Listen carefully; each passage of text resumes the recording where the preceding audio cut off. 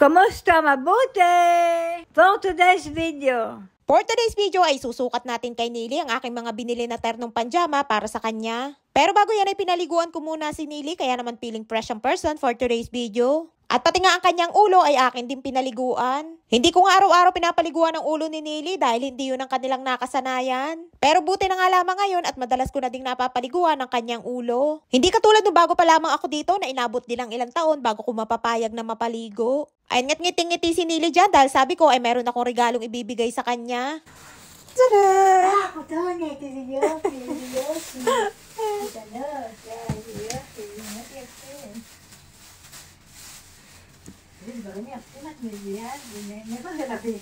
Lo, kaniti siya ma. Ken.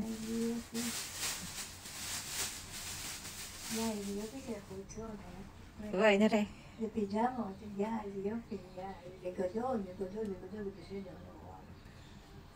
Boy, nare. Boy. Uy. Yayape. At sit mag-off siya na kaka. Sit kaka. Lolo. Uy, yape. Ay nga tuwang-tuwa si Nili. Akala nga niya ay dala ko pa yan galing sa Pinas nung nagbakasyon ako. At natuwa nga din siya nung nakita niya dahil malaki ang sukat nito. Kaya naman siguradong kakasya sa kanya. Tamang-tama nga lamang sa kanya ang sukat. Extra large nga ang sukat niyan at yan na nga yung pinakamalaki na pwedeng pagpilian. Isa nga yun sa paborito ni Nili ang makatanggap ng regalo. At kahit nga sa mga simpleng bagay lamang na kanyang natatanggap ay masayang-masaya na yan.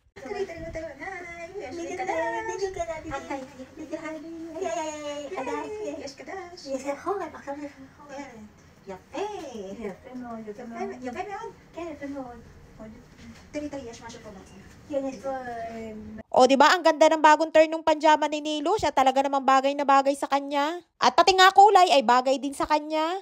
Medyo mahaba nga lamang yung sa kamay pero pwede naman tupian. Kahit nga may sariling pera si Lola at Nili ay hindi sila mahilig bumili ng mga bagong damit. At kahit nga sobrang luma at butas-butas na ang kanilang mga damit ay sinusuot pa din nila. Lalo na si Lola kahit mukhang basahan at gulagulanit na ang kanyang damit basta komportable siya at gusto niya suotin ay sinusuot niya. Ay nga't pupunta si Nili sa kwarto ni Lola para ipakita ang bago niyang ternong panjama.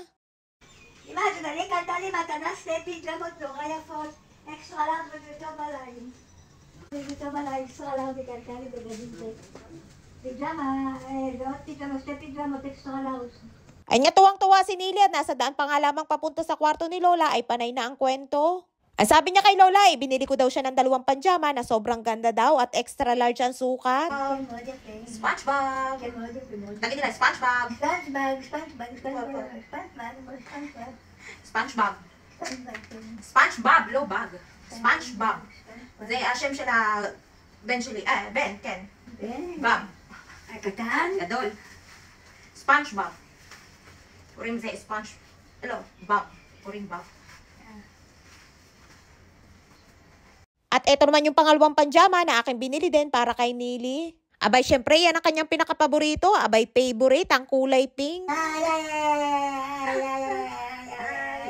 Bye, tulo, balik ka tulo. Pa? Tulo, balik ka tulo. Bye, tulo, balik ka tulo. Ulo, like lima, teri. Bye, tulo, balik ka tulo. Bye, tulo, balik ka tulo.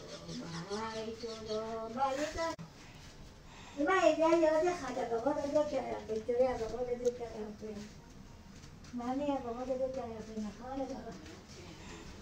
Ay nga pinagmamalaki niya kay Lola at mas maganda nga daw yung kulay pink. Tuwang-tuwa nga din si Lola para kay Nili dahil may mga bago itong damit. Tinatanong nga din ni Lola kung magkano daw ang bili ko at bibigyan niya daw ako ng pera. Kapag nga binibigyan ko sila ng kahit anong bagay katulad niya na regalo ay gusto ni Lola ay babayadan ako. Dahil ayaw ni Lola na gumagastos ako ng sarili kong pera.